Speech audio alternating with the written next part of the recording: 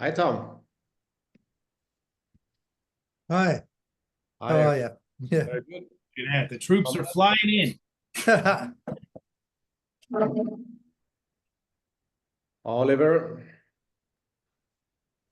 So how many people will there be? Joe disappeared. How many people will there be here? You think, Joe? It could be like 25, Wow. maybe 20 to 25. Some very amazing people, that's for sure. This is a rite of passage. Sounds great. Is that too romantic? Look, there's No, no, Cameron. no. Hey, were we going to jump on at 30 minutes ago or no? No, 1 o'clock. Oh, I thought Joe, that you had you sent us a pregame meeting. That was Oscar's link. Yeah, Oh, different just- link. yes. Oh, because Kyrie and I wanted to jump on that. But I didn't know that was a second link. Got it. Yep. But glad you're here, brother. Yeah, Kyrie should be jumping on. Yes. Yes, Kyrie is very cool. Is he on? Don't see him yet. Joe. I think we give them a couple of minutes to join. Yeah, Yes. with all the different links, it was hard to find the exact one that got John. So maybe he's just Okay. taking. Oh. Hello, anybody? Hey, maybe I should play some music in the background. We just got a really great track from, sorry guys, I'm going to be a fanboy for 2 seconds. There's a great band called Scritti Politti. And we have one of the founders here, Tom Morley, who I got to meet on LinkedIn, and he was very inspired by the Popology platform and seeing what it is, and he'll speak for himself on what he thinks it is. But I think his music shares what it might be. So can I play it for you guys while people roll in? Sure. Popology, might be described as drum bass rhythmic synchronicity. Popology, the music to our history is dignity. Remixing the sexual soundtrack to this storyboard sketch is something magnificent and significant. Something more than a talk rom-com. It's cultural phenomenon. It's the new place to be. Popology. Where's the new place to be? Where's the new place to be? Apology. Ooh, making history. Where's the new place to be? Apology.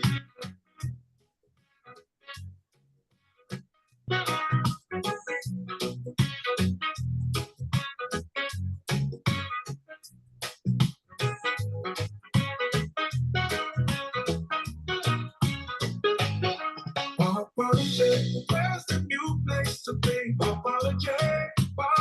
Where's the new place to be?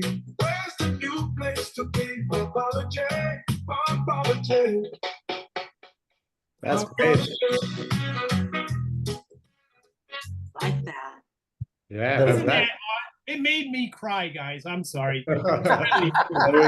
Thanks a lot, Tom. So So, Oscar, you want to introduce, and then we go to. So thank you everybody for coming. I just want to introduce myself. I'm Oscar Bjers, and I think I'm the only one that is not from America here, actually, right?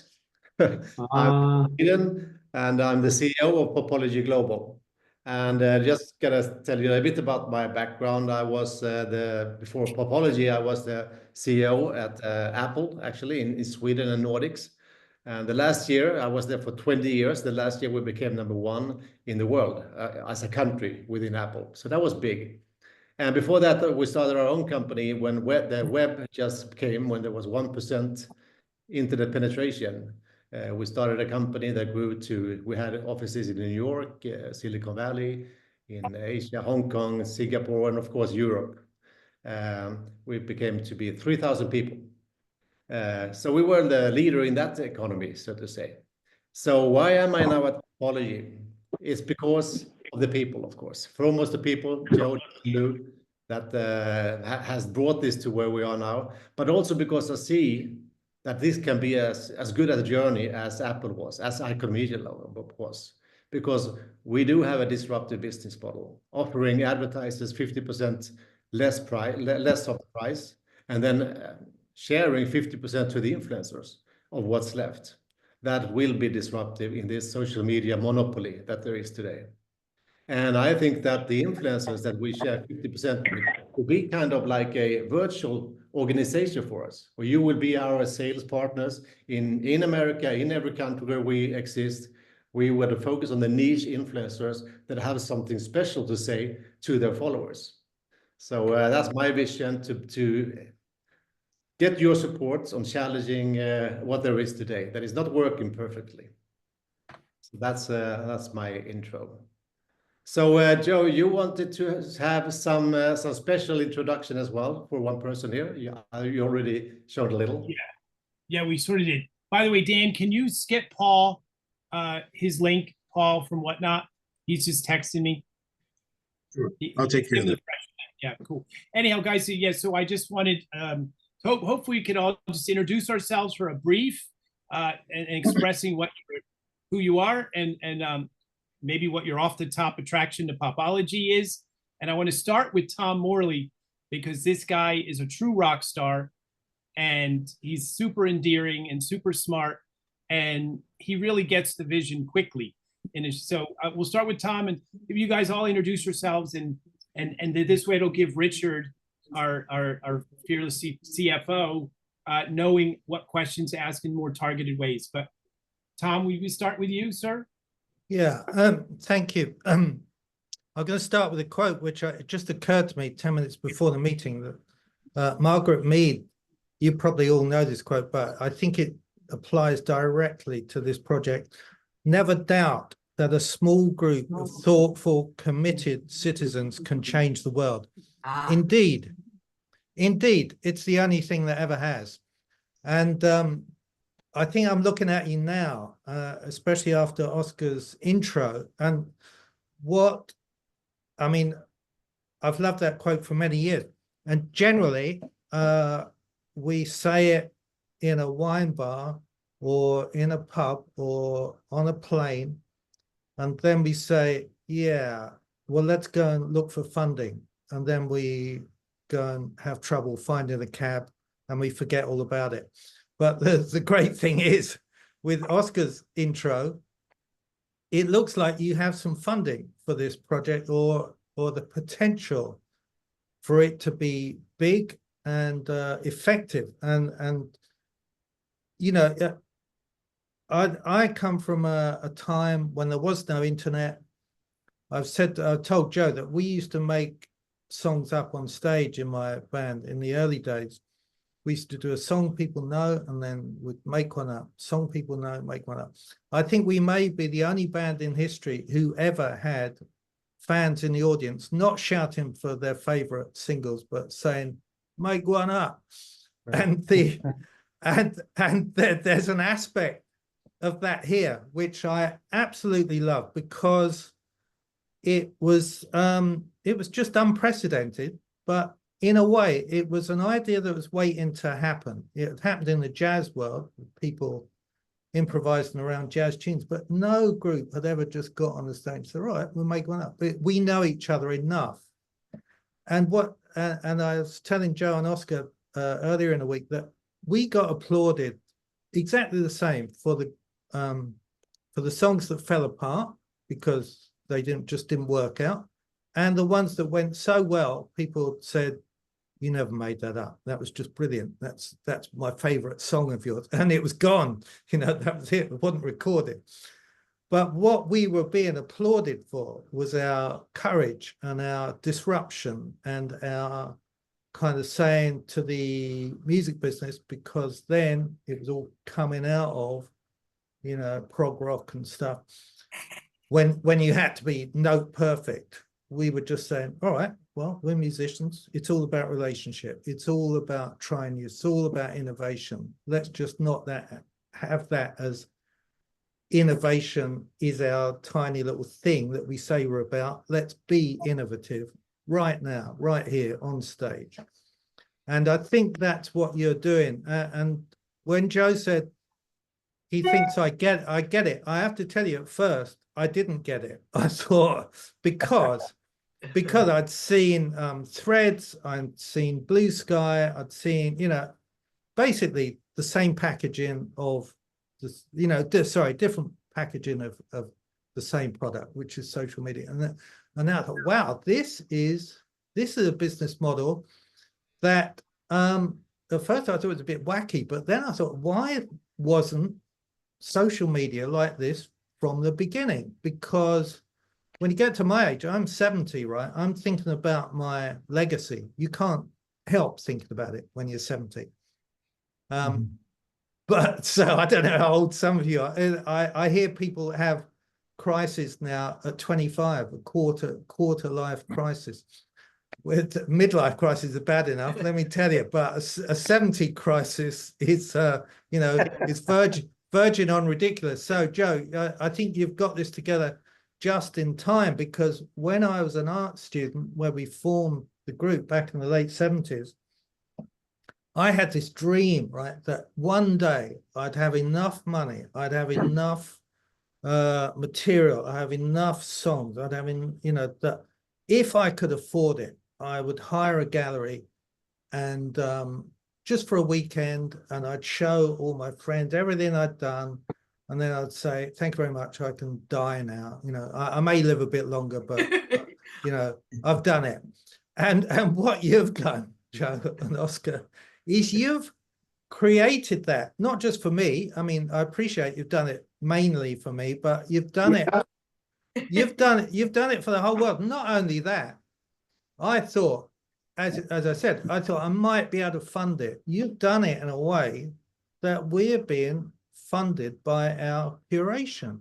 I mean, it's so I don't want to say much more about that, other than one of our things, which I actually learned from the world of branding, is the two words: irreverence, justified. And I think that could be a strapline for this organization, you know, informal between us, because it's irreverent in that it's saying, we've seen all the way you do all this stuff, and, you know, and the organizations who own the software get all the money, and it's really irreverent to say, no, we're going to give 50% back. And you know, who does that in business? It sounds like professional suicide, but I think Margaret Mead would love it. Because why 50? Why not 40? Because we can. Yeah, well, because they have 80, 90. That's a CFO. Big guys. Looking like a true CFO. All right. Okay. Well, I'll leave the numbers to you. I'll write the tunes. I'll write the tunes. Popology is a dream come true. Yeah, that's right. Popology is a dream come true. Honorable Prince Samuel. You'll have it. Speaking you'll from have Nigeria. it in your inbox. Great. All right. So thank you very much, Tom, and thanks for the song. It was fantastic. So just to get everyone on the same page, so the purpose of today is actually we got a new employee here. It's Richard Bilotti, who is our CFO, and he was the former CEO at Morgan Stanley, one of the companies there. And we have Michael Murray, who is a seasoned investor, and Alex Seiler, who is our broker, our market maker, and they all are new to this. And they want to know more about the influencers. Why would you choose Popology before something else? And how can we help you? How can we support you in your business? So if we could start with around the table, everyone just says 1 minute, no limits. Why are you here? What do you think is good with Popology? And then we will steer you into some questions after that. Is that okay? And I'll just make one quick correction. Oscar is a little too kind. I ran the media, satellite, cable, and part of the technology research group at Morgan Stanley. I would have loved to have been the CEO. I would have changed all kinds of stuff. But I would have also gotten an airplane for my own use. That would have been awesome, right? But that's my background. I'm happy to give you more about it. I've done a bunch of other things as well over time, but I'll leave it to you guys. And Oscar's description of what we're trying to do here is exactly right. As we go forward and we're raising funding, sophisticated investors are going to want to meet the people that are using the product to grow their business and understand how you think about it. So I wanted to have the opportunity to hear you talk about Popology in a session that was very similar to what we would probably be asking for as, with potentially large investors. Okay, that's it. Okay, where do we start? round the table. Who do you want to start, Joe? I'm going to go fanboy again. And it's a talk because we have Miss Charlene Brown and Don Most. And these are two, actors from my childhood and my growing up that have made incredible contribution to pop culture from their imaging. So let's start with ladies first. It looks Age Before Beauty or something like that. And then the host afterwards, if that's okay. So Charnel, go ahead. Thank you for being here. And Dan, wonderful. Great. Hello, everyone. I am so excited about this Popology. When I received the video, I immediately got it. And what I said was, it's Facebook, Instagram, TikTok, all in one, which I love. It's right there for you. And I have to tell a story about Facebook and the safety of what you guys are going to be doing. I was on Facebook and I was hacked, and a lot of entertainers are hacked. And I ended up selling SBA loans and cars where it was just terrible trying to get out. And so I just stopped. And all of us are doing that because it's not safe out there. I believe that this is going to be a safety zone for us, for entertainers, to do what we love to do. Me, back in like a different world, we didn't have social media. Exactly. So we didn't have any of that. So they are very curious about our journey. And the thing is this, everybody's been saying, you need to get on social media. You need to get on social media. And I feared social media. And I see why I feared it. Because I was not safe. It wasn't a safety place for me. And also too, with Popology, it's just incredible that we have the freedom to express what we need to express to our fans. The other platforms, it's just so controlled. It's so controlled that we can't do anything without them saying that we're reprimanded, or they'll take us down, or then we have to abide by what they're doing. With this, we have the freedom to do what we want to do and to serve our audience, our fans. They're seeking this. And that's why social media is so crazy right now, because everybody's seeking. Yeah. And we're getting stuck. We're stuck. And so Popology is not sticking. It's opening up the door for everyone. Absolutely. It's amazing. I'm so excited. And it's not if, it's when it's going to happen. Yep. Thank you very much, Charlene. Thank you. Thank you, Ms. Hey, Charlie. She's a star on the TV show Different World. That was and she's an actress and a singer and a songwriter and good stuff. Can we go to Happy Days? Happy Days. Hello, everyone. Can you Yay! See me, hear me? Yay! Yes. Well, hey, Don. nice. Hey, it's great to see you in person. Well, not in person, but I can see you now, Joe, because I enjoyed our talk earlier. and thanks, Dan Griffin, for bringing me here. Yeah, I didn't see that video yet, so I didn't get it right away. Right away. But as I got to talk with Joe and Dan more and more, then I saw it, and I was so fascinated by it. It just seems like such a pioneering kind of paradigm shift, And what I love about it is how equitable it is, and the fairness of it, and as opposed to us, being sort of exploited or not getting where somebody's making money and we should be part of that for what they're doing. And we can now, and it could help, you know, in promoting the things that are important. I've never been, you know, I've posted a bunch of stuff, but I'm not one of these people that's real savvy and know how to get, you know, the most amount of people to be watching. But this sounds like, you know, the potential for growing the audience and getting it out there in a much bigger way.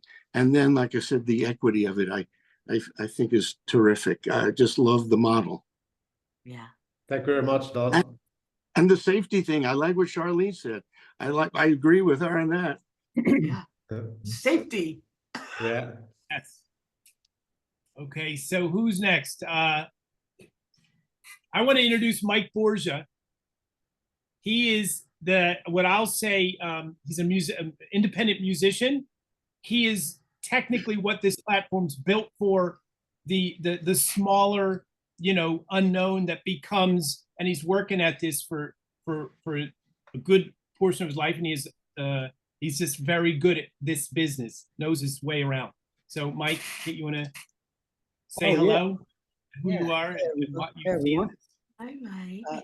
Hey, so early on during the inception of technology and cloud-based services, as a musician in New York, I had friends who worked in that sector, and they were smart to look towards the people that are actually using it by hiring them for temp jobs, especially guys like me. I'd go on tour and not make enough throughout the entire year to live on, so I'd have to have other means of income. So I got hired very early on to give my perspective on how something would work to benefit the people that are going to use it. So Joe Ray and I have been talking about this, I don't know, 20 years now. Well, we've been friends probably that long. Early inception, quite different than it is now. What you said about, you know, the freedom to have more of a democratized approach to things, you know, giving back to the people who are using the platform and engaging with brands or artists it's very un-American. And I don't mean to get political, but it's a very capitalistic society. And I'm 110% for what Popology represents in a way where it's not just winner take all. And I think that's what happens. So I've never signed a record contract full well knowing the business of the potential for my failure by signing the contract and what it would take away the freedom of to do. So I've been an independent business owner as a sole entity of my work for the greater part of 28 years and done it successfully. I'm not talking about millions of dollars in monetary success, but every goal that I've set for myself, I've reached it. The only thing that separates that is having platforms to be able to monetize it in a way that is fair and equitable. So Popology has been that platform that makes it fair and equitable. And let's face it, cryptocurrency isn't going away. Nobody has cash anymore. We're trading numbers every single day of our lives. You know, the only people that don't get it are the elders who are stuck in finance and on the standard Fed. You know, they're just sort of, you know, they're used to the old thing and they don't quite understand the new. So for me, using a platform like this to engage with audiences on definitely a grassroots level is really what makes sense. And oftentimes I blame independent artists and creators for why there's a problem in the music industry, because it's a severe lack of education. So if say, for example, Radiohead always pops up because they have millions of fans, they decided to give an album in Rainbows a shot at saying, pay what you want or nothing at all, it's yours. Mm-hmm. But that was all the years of fans being loyal to them, right? What would happen with that is after, I think, Joey, you and I talked about this before. What happened with that, when I would notice artists trying to do the same marketing tactics as other entities with household names, I thought, where are they getting this idea from? So the idea is to fake it until you make it. When I got in front of record companies, their whole idea was to fake it until you make it, to give the perception that this was the artist that you should be listening to. But the one caveat was that it took $1 million to make you commercially successful. So they knew and were prepared to make an investment in the artist. So their chance of success for that artist was far greater. Everything now is self-funded. There are no record companies. There is no ability for record companies to develop artists. And I'm the last of the people in the music industry, whatever generation you want to call me, 30s and 40 somethings, that are career driven and don't have to deal with what the younger artists deal with no funding at all, unless they have rich parents. They're going nowhere. So something like Popology gives an element of a prospect of hope to be able to generate something meaningful financially and exponentially with fans. So to me, it was a no-brainer. The problem always is you have to have enough funding to get it off the ground, and you have to bring it to light. And just what a lot of you are saying, there's all these pieces. There's Twitter Takeoff, there's Blue Sky, there's all these things that are lookalikes, and they're not very innovative or inventive. It's just more of the same. And so when you have Joe, remember Hootsuite, some of these other companies that were trying to draw in content into one so you can auto deploy it? Well, a lot of problems with that existed because the algorithms did not adjust well on social media for that particular type of platform. But, you know, open that bouquet up to what Popology does, it does far greater, gets far more ingrained into deploying in a more efficient and meaningful way. So I have 21 albums I'm putting out this year, my 21st album this year. So it's proof that if you do things at a grassroots level and you have the right tools to do it, that it's possible. But I have not seen anything that's given this much power and autonomy to creators, other than YouTube, but YouTube's even more difficult. It's taken me a long, long time to get the usership I have. And that is a whole other thing. There's not as much of a platform to be as creative as you want to be. Thank you very much, Mike. Thanks a lot. That was very cool, Mike. Thank you so much. So we have two people that may have to bounce, and I also want to bring up Ms. Tonya, who knows the platform, and she's a great audience, very large audience. And if we could go with Chuck and Prince Samuel, who's quite interesting. So that'll be the order. So is it okay, ladies first, Miss Tonya, and then Chuck and Prince Samuel? Hi, I'm sorry I joined a little bit late. I came over from another meeting as quickly as I could, so forgive me. I'm assuming you just want to know what I see as the potential and why I'm excited about this, Joe. Is that what I'm understanding? That's the gist. Yeah. Okay. To give you a little bit background, I am a public speaker. I travel around the world, around the country, and I meet a lot of different people in the places that I am able to go. And they're influencers, they're entertainers, and as I've spoken to them about their frustrations with the platforms that are available to get their message out, especially people that really want to make a difference in the world, which is kind of where my footprint is. People that really want to do good and want to make a difference, they're looking for an honest platform, which most people don't feel like is out there right now. The platforms are either censored or they're all about money for the platform.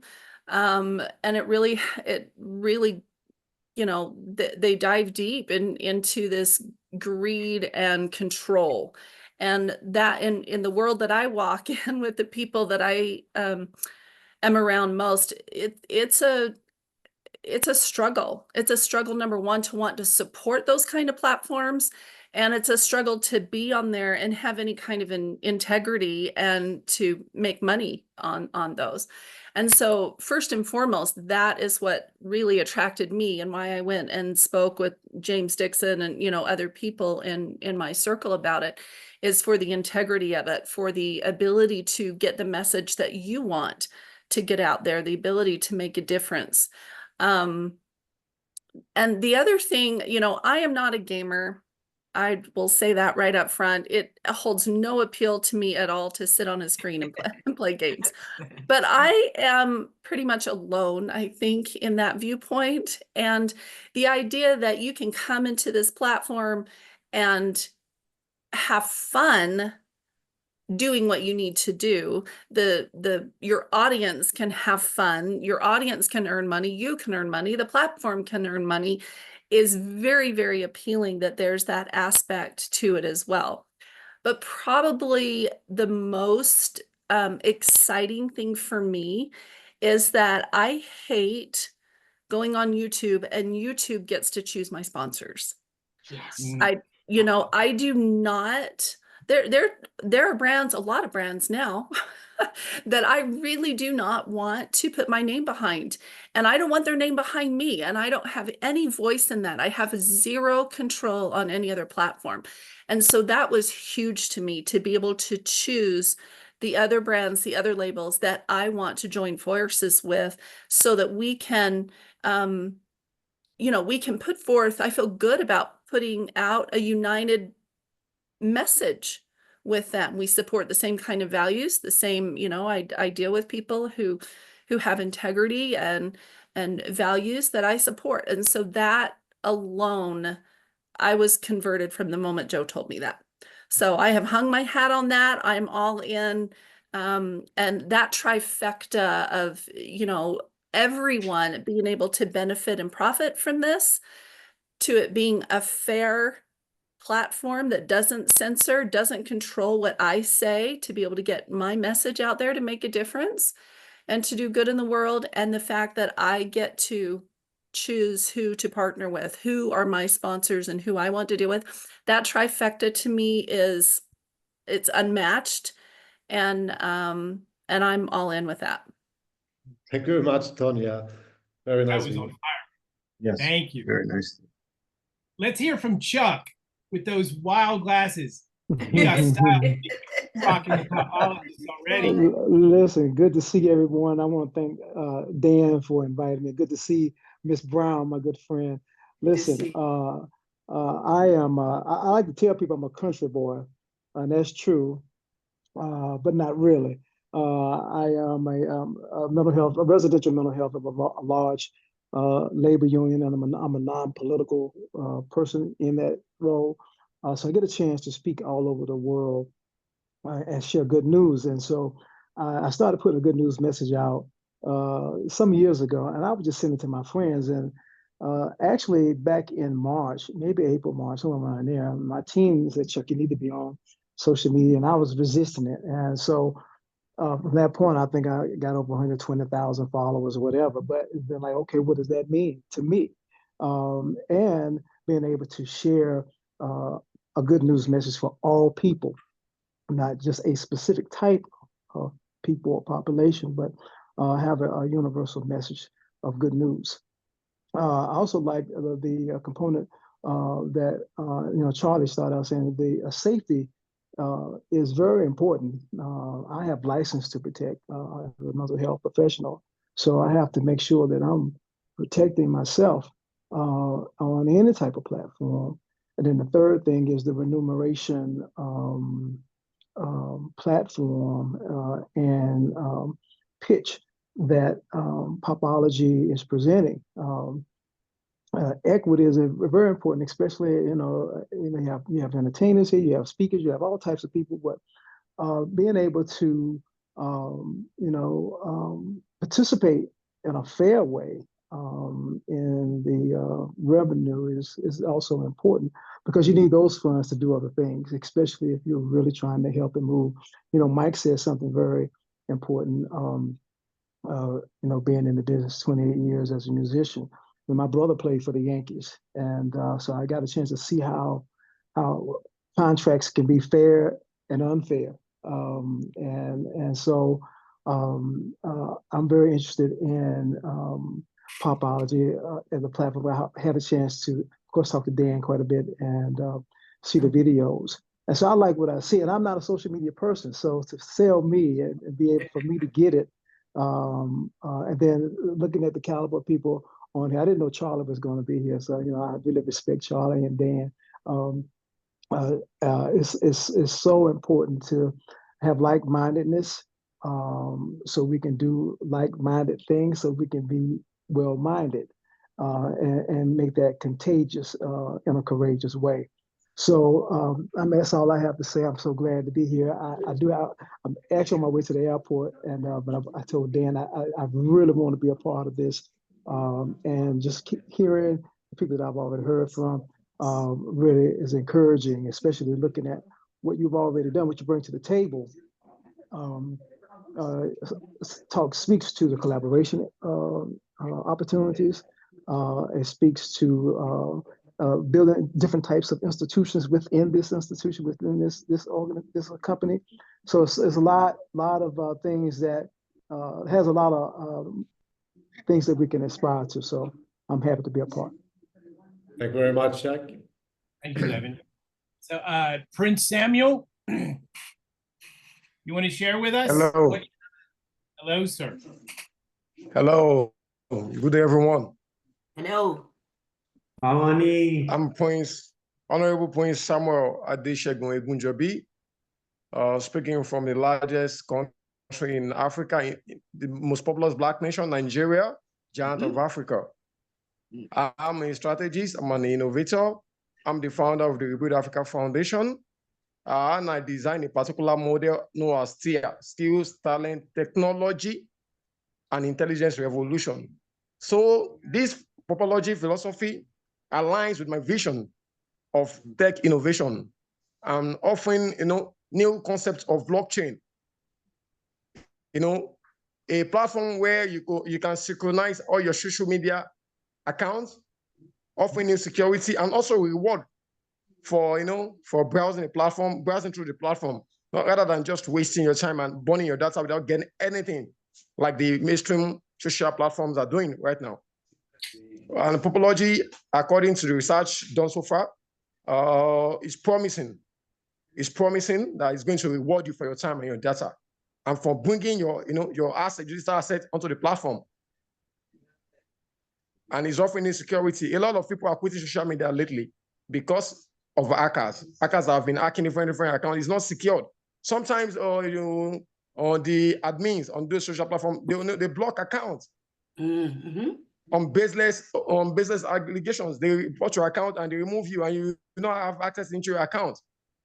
But this platform is offering new approach to social media and the internet.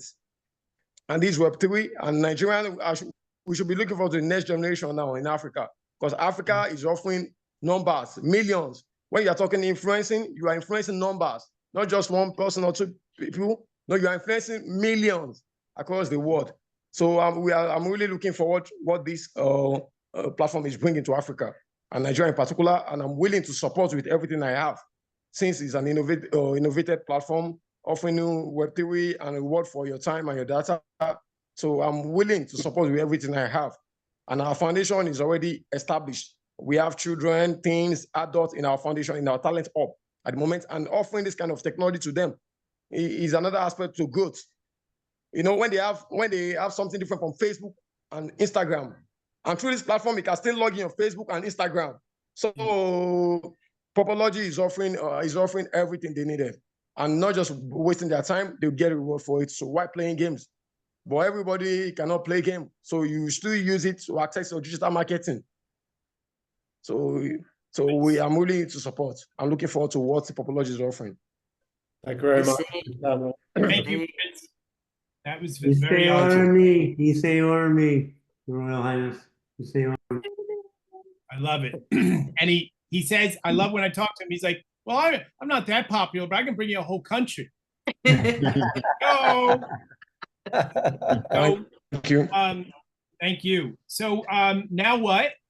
And I didn't just say that as a question. This is a brand, a very diligent reporter of the hip hop and rap scene that's been going. This is Paul. I'll introduce you to Paul, and then after that we'll go to Cameron and Kyrie.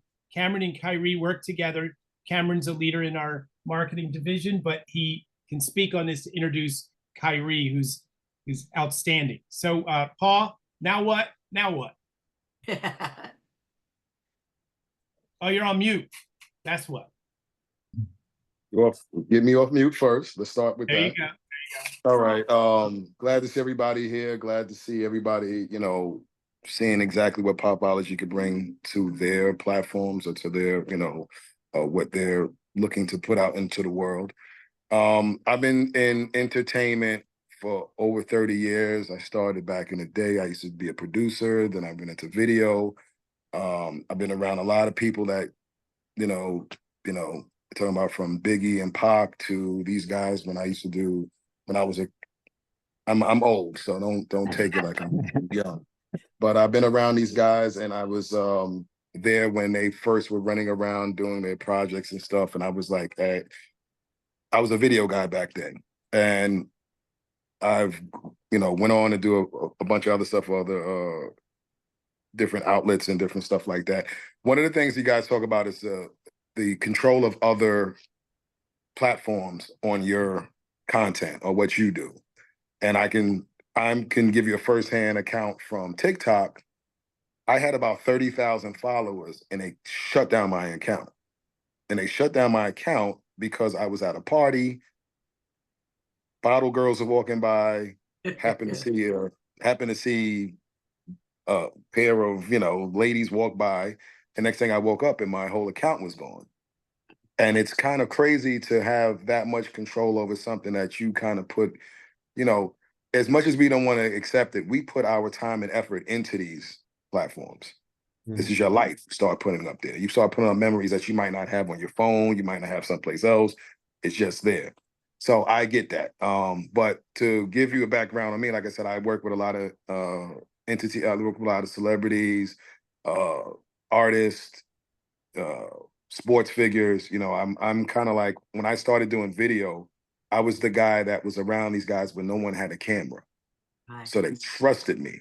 Yeah. So, and it's one of those things where I can walk up to someone like 50 Cent, he'll see me, oh, he's good, let him keep rolling while somebody else comes up, shut that camera down.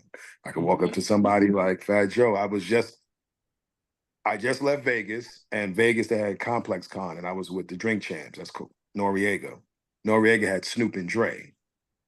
And literally, I'm there backstage with Snoop and Dre. We're talking, and no other cameras there, like a few other people. I'm there, and I say that to say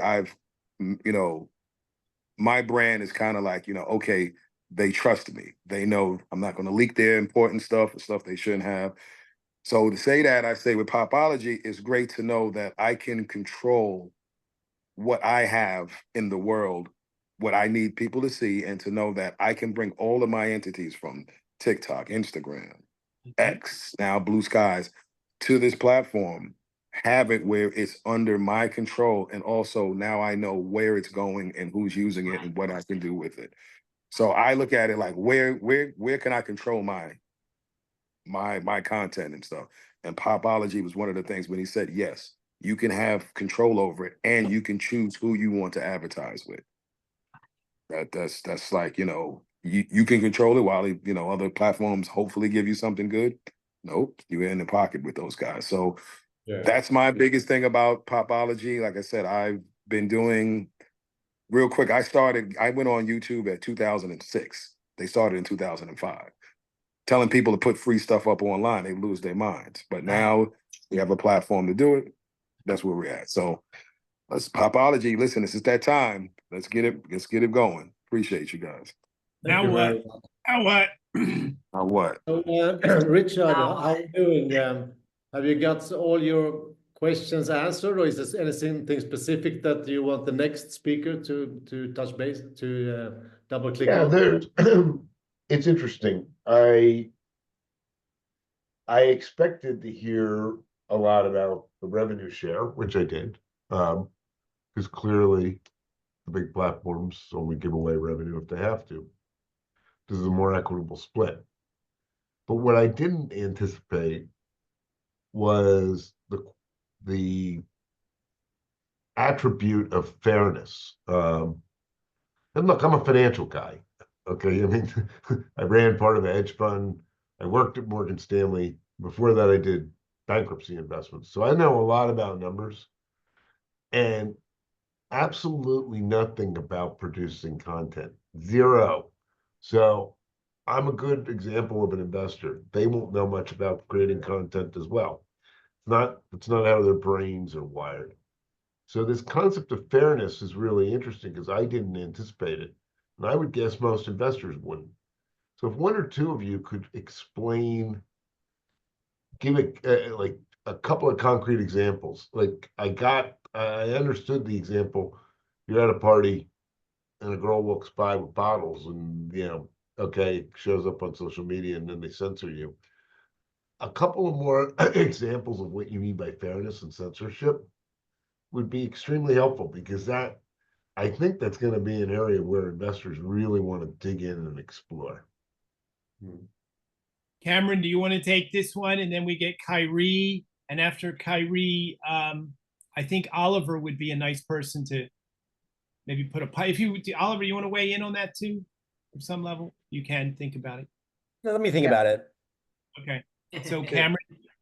Yeah, hi guys. Hi everybody.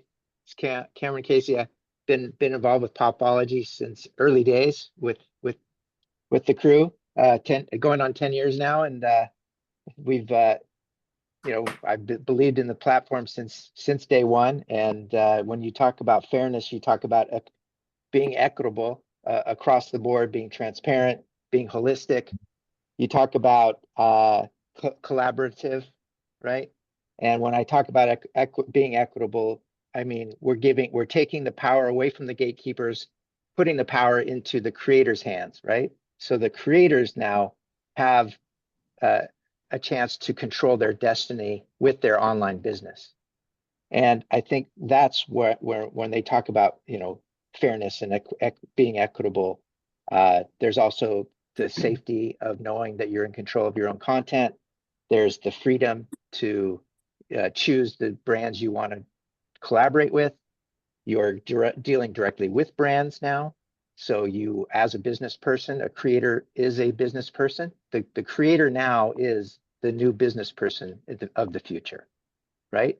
So if they have control of their own business now, they're not being controlled by the TikToks and the Instagrams and the Facebooks and these gatekeepers who are, frankly, an old generation of thinking. The new generation of thinking with blockchain and with openness and transparency and fairness and being equitable with one another, and everyone wins. The new generation of kids want everyone to win. It's a new world. The old world's dying, and we're happy to see them go. But the new world is let's be fair, let's make money together, let's have freedom. And then the education component is, hey, we're going to teach the new generation of kids how to be responsible, how to build businesses online, how to make money. And so I can go on, but this is a game changer, a disruptor. It's a world changer, right? And I've thought this since day one. Joe and I've spent hours, probably thousands of hours on the phone, pontificating about how we're going to change the world with this platform. And I've been working very closely with partners like Kyrie, who's on the line. He was gracious enough to jump on. He doesn't know a lot about the platform, but he's a producer. He is an amazing business person. He's connected to influencers and artists and actors, and he's got an amazing network. So I wanted him to jump in and just kind of give his sort of take on what he knows so far of Popology. And before Kyrie starts, can I say, Cameron, thank you for that. Was beautiful. But more importantly, I'm feeling like I want to play my Glenn Campbell Christmas album. Yes. Okay, Kyrie. This guy's smart. Kyrie's. Well, good day, everyone. Thank you for having me. I appreciate connecting with you all. Cameron has been a guy I've been connected some few months ago, and we hit it off. I've been working with him on other endeavors, and then he told me about Popology, and I thought this was amazing. I've been in the entertainment industry almost 20 years now. Technically, I've been around it since a kid. My mother was I'm originally from New York. I live in LA now.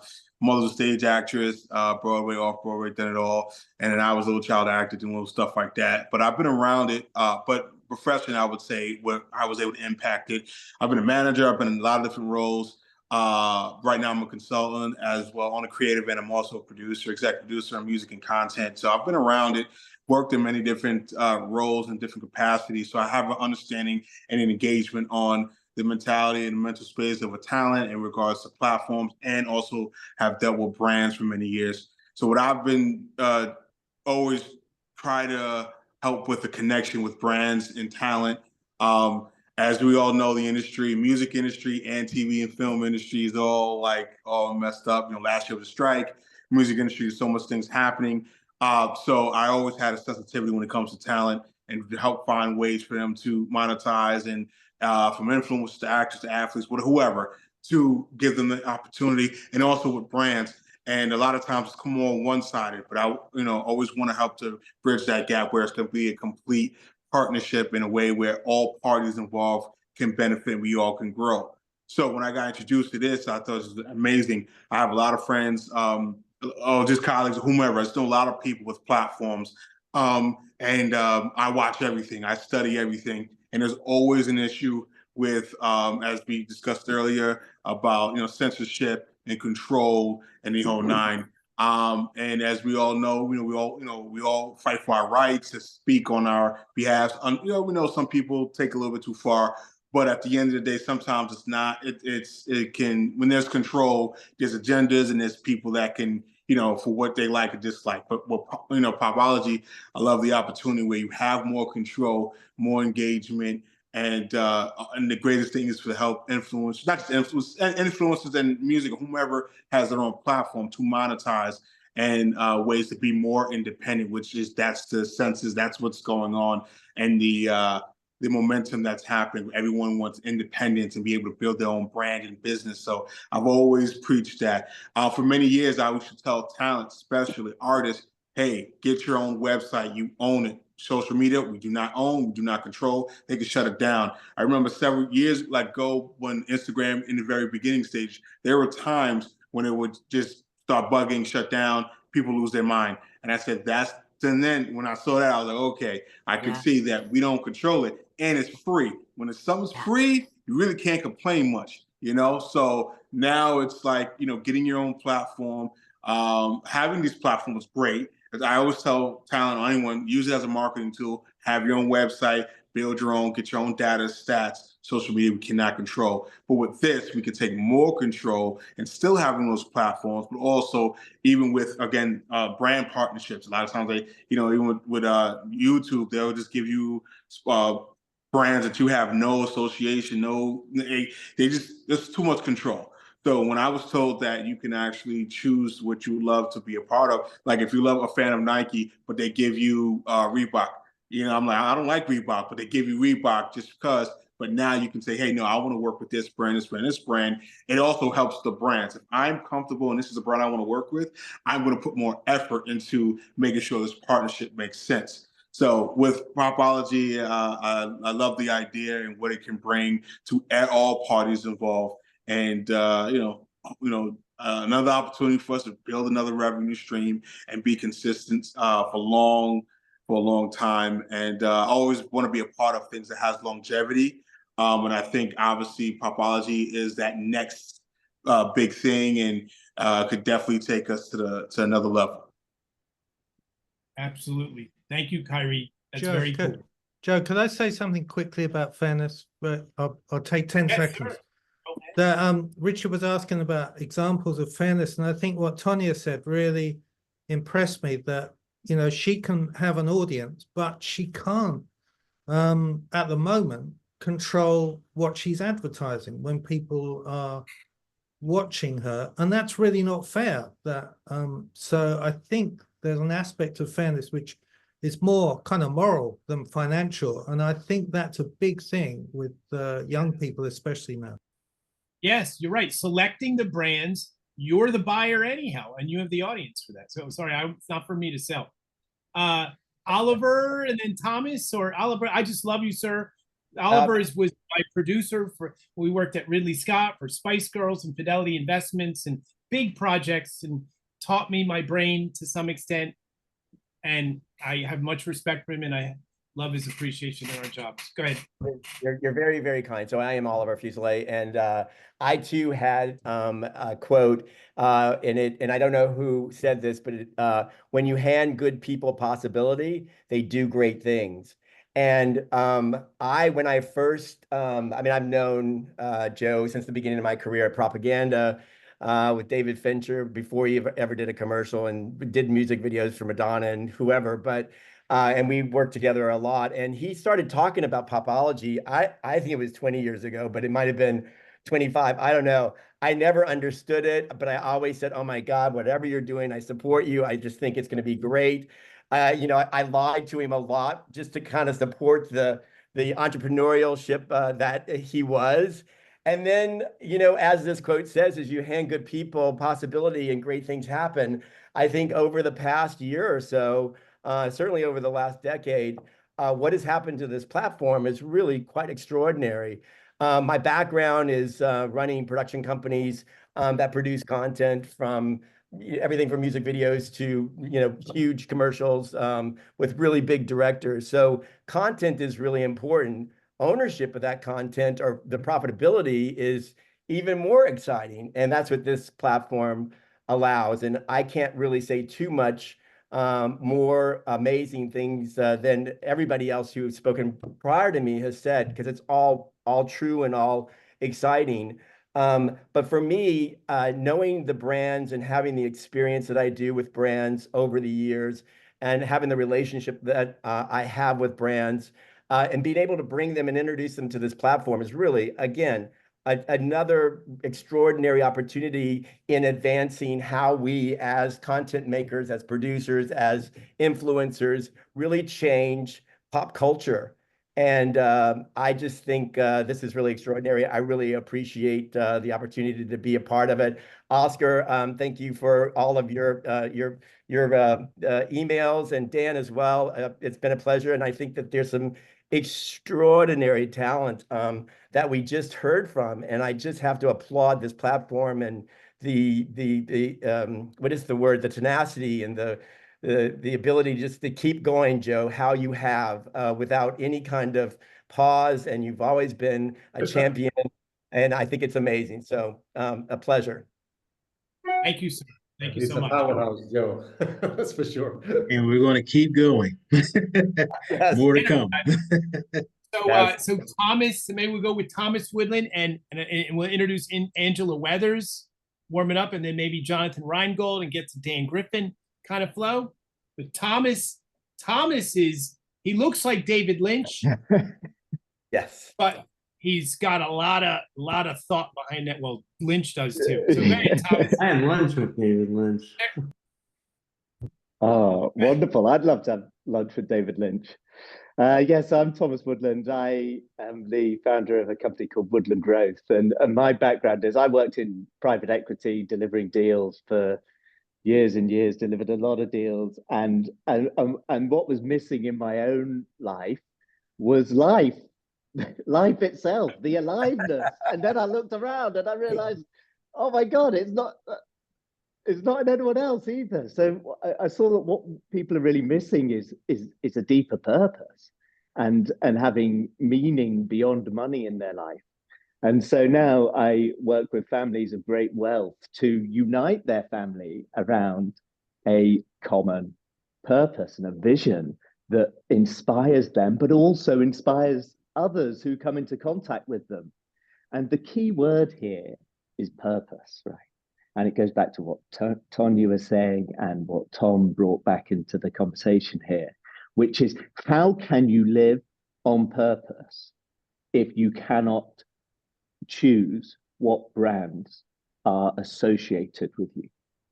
So, and it actually even goes further than that, because what hasn't been mentioned here is these current social media platforms are monopolies, and they abuse their monopolistic power through manipulating political elections. I mean, just think about Brexit and the US election, Cambridge Analytica, all of that stuff. So literally, but I mean, is that on purpose? Is that in integrity for a lot of people who are actually using these platforms and feel like they have no choice but to use these platforms. Is that in integrity? Do they really stand for political manipulation? But so I think it's with Popology, it is breaking that monopolistic power that these platforms have, and as we've been saying, allowing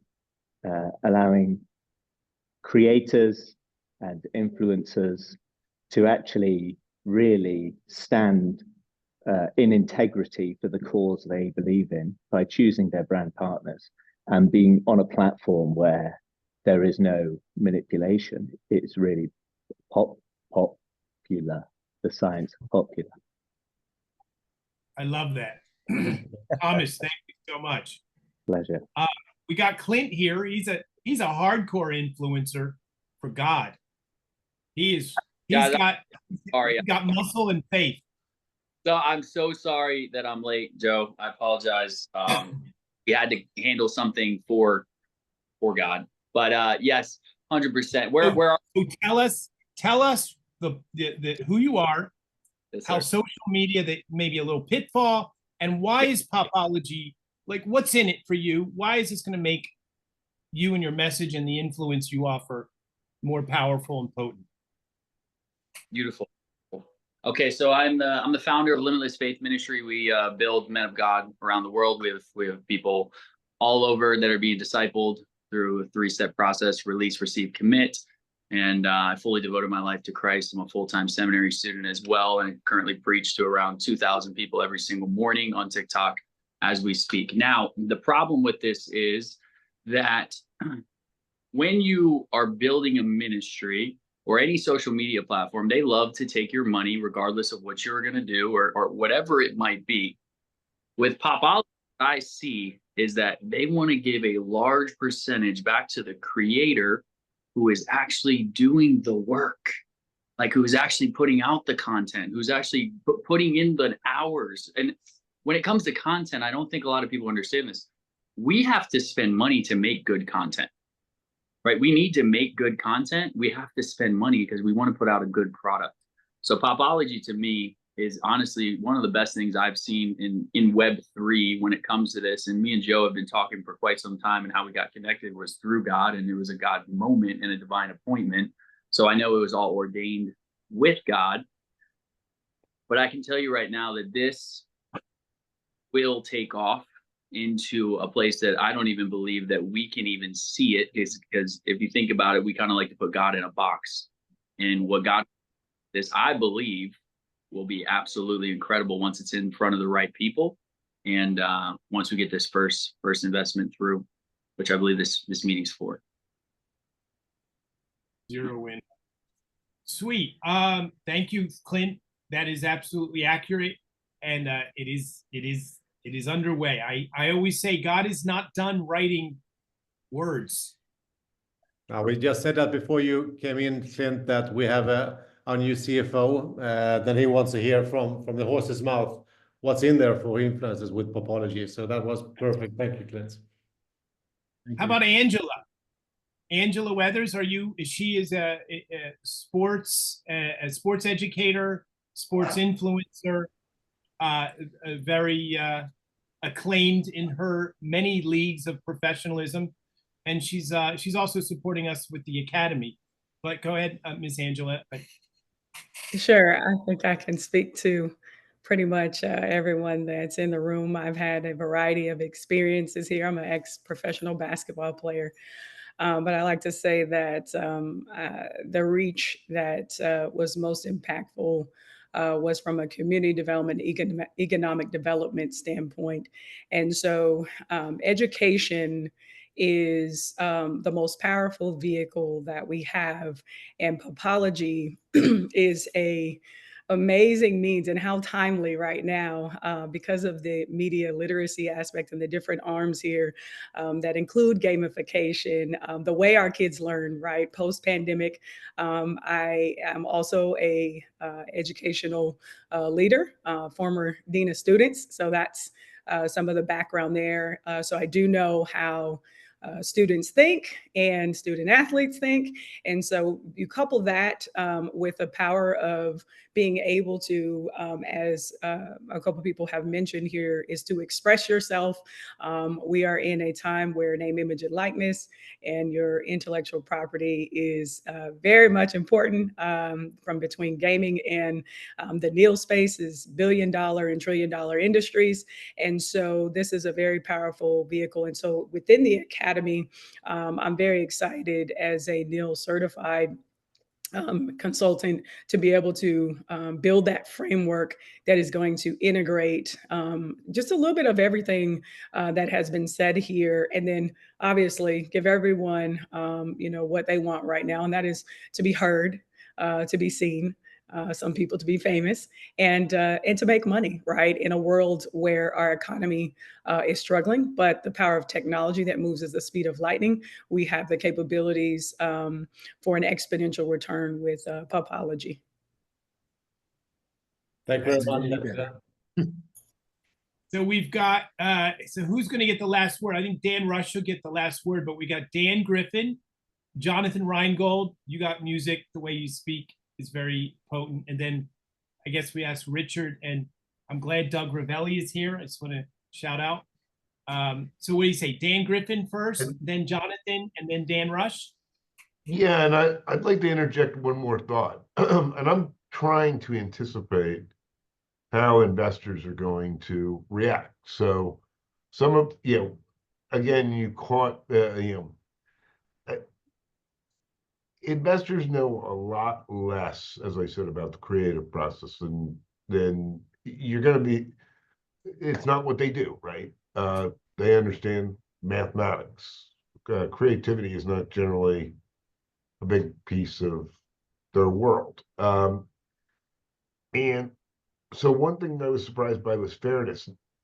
And I was very taken with the comment, it costs money to make good content and a fair revenue. And now I understand fairness in, a fair split of the revenue allows better content.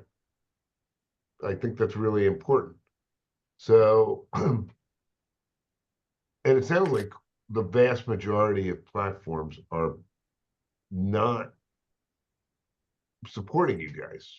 So that's important. Which, if any, do you think could ever change their business model to be a more fair, both on a financial split and control of content? And if the answer is none, I'm intrigued. If the answer is, oh, this one might, but I don't think investors, I think you're going to catch them by surprise. So that's going to be their question. Could any of the existing platforms change to better address you?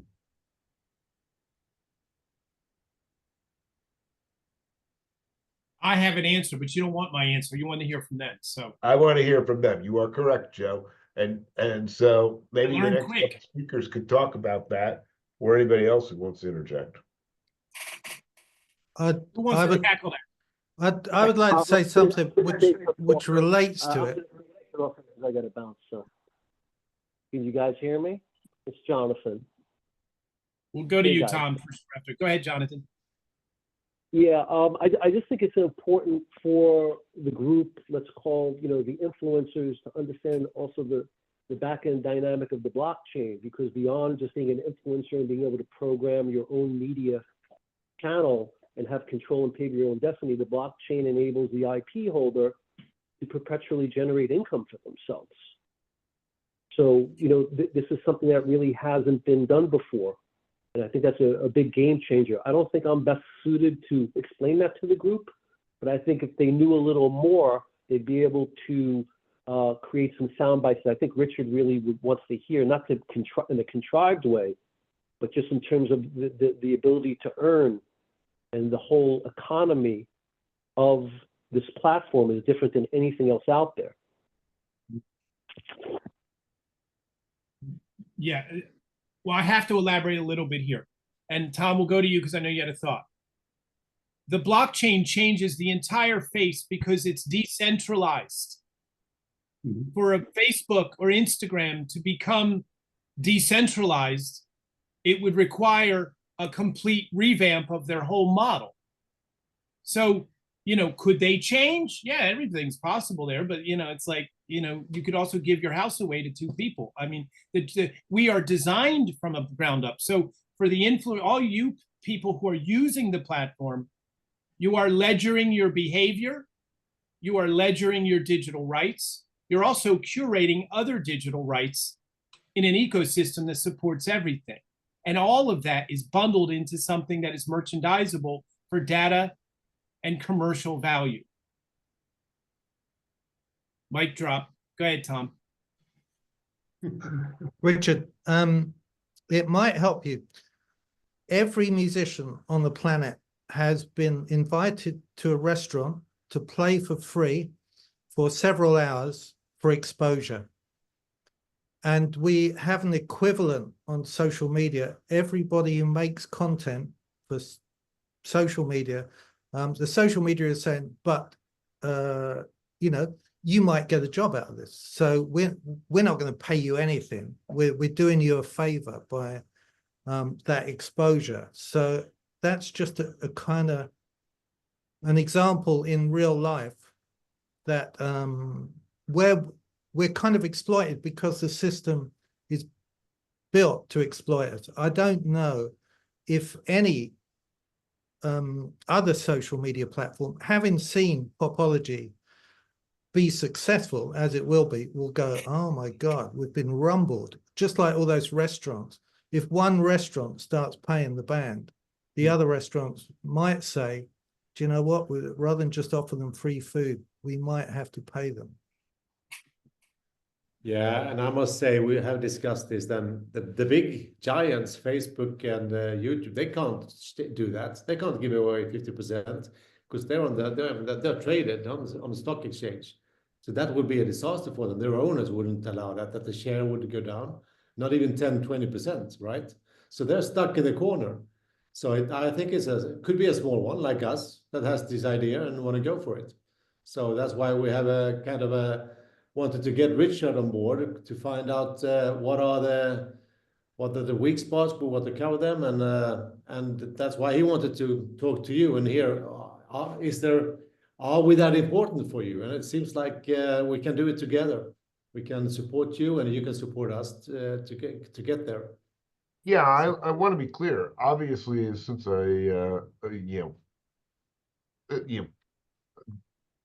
since I'm on this call, I obviously believe in the idea of popology.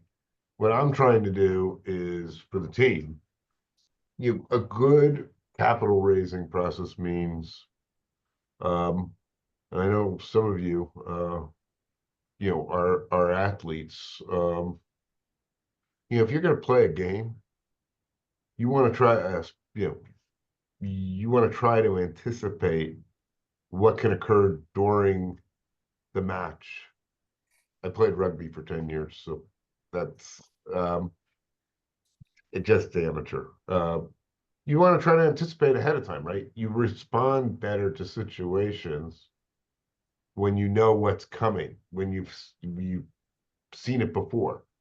So I'm trying to anticipate the very hardest questions that investors are going to ask. So don't take me as being negative. This is me putting the team through a little bit of a stress test.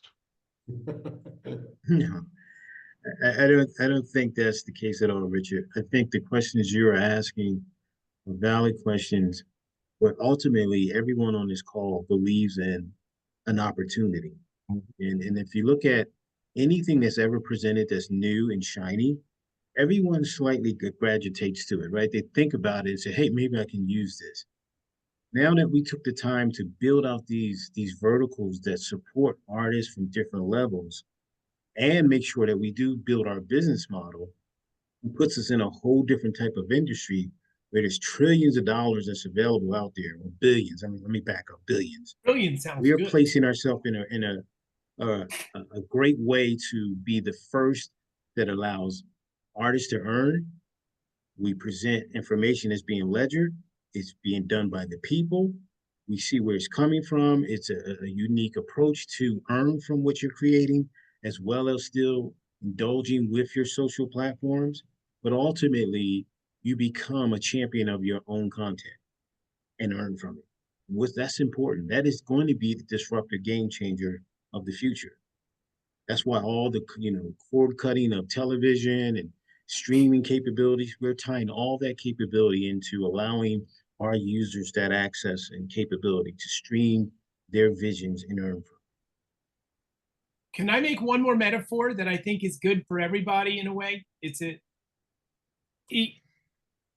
10 years ago, we couldn't have this conversation because 10 years ago, Facebook was still being built and YouTube was building their prowess and Instagram was building their prowess. And there definitely wasn't an Uber that you could get in a stranger's car and stay at a stranger's house for Airbnb. Our psychology and technology has changed our very everything. And what Popology represents is a collaboration of all of it working together, where you are the fabric of that aggregation. And what do we do with it? So different, in other words, we're not asking you to leave Facebook. We're not competing with YouTube. We are a makeup. Who said this first? Miss Charlene. We're a makeup of all these platforms. Now, the competitive landscape is NBC and Discovery Network, and because it's still watching television in a streamed way, you got attention for eyes. But what can we do with everything that's out there and benefit the people? And that's what Dan is speaking on, is about the business model was custom fit to work for everybody, including the brand and including Facebook. It's global inner peace on the way. If we can get, we can learn a lot from computer permissions, because nothing can happen in a computer unless it has permissions. And with humans, if we can learn that Facebook and Instagram, that all the platforms can work together sentient for all of us, well, there's permissions there. And Popology is the codec. It's like in every business, you have competitors and your partners like Apple and Microsoft. You use the Word, the Excel on your Mac computer, even if I don't like it. I have to do it. You can do it. We sell them. And here, we have the prices for advertising. That is competing with Facebook. But on the other hand, the viewer will find us on Facebook in the podcast, right? So it's a double-edged. Facebook is making the data, and Facebook has still got the APIs paid. So it's another way that the business is manifesting. Just we're changing the paradigm. As what I love, Doug Ravelli says every time he says it, this is transformation, not just transformation of digital rights as under fair use, but transformation in this decentralized opportunity. Doug, you could probably say it better than anybody, because I think Joe, I'm going to run out of time, unfortunately, at 2:20. I thought we were going to be done at 2. I did manage to reschedule something backward. So I know you wanted to give some people a chance to sum it up with some final remarks. And we've discussed an awful lot of stuff. So I'm intrigued to hear those final remarks, because that's going to inform me what a group of creative people think are the most important things they heard today. Well, I'll tell you, I haven't said anything yet, so I just want to say one thing, because everything that everybody's been saying has been so right. From the Prince to Tanya to everybody, Mike, this is giving the opportunity. I'm a film producer. I'm a writer. I'm with the Irish rock band The Ruffians. We've been touring around for years, and so many things are taken away from the artist. The thing that I'm going to say that nobody has said yet, because I can wonder if I'm going to be the last one, what am I going to have left to say? But this, I believe, is going to be the largest and the biggest marketing tool in the world. I mean, this is something that you put your vision out there, and it's going out to everybody. And not only are you going out to everybody, but you're being backed by the things that you believe in, who will believe in you as well. And I think that is something that's extremely important. is the fine line between the creatives and the investors and the business and the money is, besides making money here, you have an opportunity to get your words out that are not going to be crushed. They're not going to be stepped on. You're not having other people ram down your throat what they believe in. You get to show the world what you want to show the world. And I truly think this is going to be the best marketing tool on the planet. And that's one thing that has not been said that I thought really had to be said today. Everything else I agree with and would love to say. The only final thing I was going to say is I feel bad. My buddy Tony Todd, he loved this. He was going to be here, but unfortunately he's not here right now. But I just want you guys all to know, so I'm trying to channel Tony Todd in there without the voice, obviously. Great, Dan. Hey, I can say the last words, but because we have Doug on the call, Doug, I wanted to, can we allow you to, if you have any input that you can see and provide with Richard, for Richard too? I mean, look, I think I as a non-creative as well, I think I understood the idea right away. I think within about 5 minutes of Joe starting to explain it, I immediately understood what the value added was. You know, I see this in a couple of ways. So number one, I think that there is a lot of creative people that I've spoken to now. They have a lot of issues with a lot of these with the existing platforms. And I know somebody mentioned that, you know, it may have been Oliver, that, you know, Joe has been preaching this idea for 20, 25 years. But the fact of the matter is this idea couldn't have been successful 20, 25 years ago because A, you didn't have all the other platforms in place, number one. And B, you know, when these platforms started, I remember some of the very early TikTokers, and they used YouTubers, and they used to be able to make a fair amount of money doing that. And the hurdles in order to make money were relatively small. And as TikTok gained more eyeballs, they started to slowly pick away, as everybody on this call knows. I'm not saying anything that's unique, but the economics dramatically changed, right? So the leverage went from the creator to the platform. Now, why did that happen? Why did the creators have all the leverage on day one? Because ultimately, you are the product. The product is not the technology that people can watch this thing on. You, the creators, are definitively the product. Well, once they got the eyeballs, you know, it's kind of like, you know, it used to be big studios controlled all the content. Now there's Netflix and there's Apple. Everybody wants to own the content, right? So that changed. So what happened in all these other platforms, you know, is that the economics change. And the second part of that, which wasn't even thought about until not too long ago, was who owns all that data, right? So people invest in Facebook and people invest in YouTube, and, you know, they love all these social media companies and they're great and all that. Well, really, what is the value, the really underlying value of all that? And it's all the data. I mean, the data is the gasoline that goes in the engine. And the data is created by the relationship between the content creator and the viewer, the content, you know, consumer, if you will. So it only makes sense that the content creators are the ones that get to control the data and get to control the message and get to control how they are interacting with the viewers. So I view this as being extraordinarily transformational. And as Dan, you took the words right out of my mouth when you said basically that, you know, this is going to be the single biggest marketing tool that has ever been created. And when I think about it, if the execution of this is successful, I think you are absolutely dead on. And while there may be a little concern of Trojan horsiness that, you know, you're interacting with all these people and the goal is ultimately to take content away from Facebook and YouTube and all that, the fact of the matter is that doesn't really have to be the case. And as I said, you can be the engine of the data and of the relationship between the advertiser and the content creator and the viewer, and all these other places, that's your channel 5, channel 6, channel 7, channel 8. People don't really care about that. They're going to flip through those channels without, you know, when you watch TV, you say, well, I like this actor, I like this TV show, I like this. You're not saying I like Channel 4. And so that's what I think the value of this ultimately kind of looks like. So that's my 2 cents, again, as a non-creator, kind of like Richard. So I speak as an outside voice. And as I said, I'm going to have to go, but those final remarks were helpful because it reminds me, and this will be helpful for the team. Years and years ago, when Warner Brothers dominated television production, I used to spend a lot of time out there as part of my job at Morgan Stanley.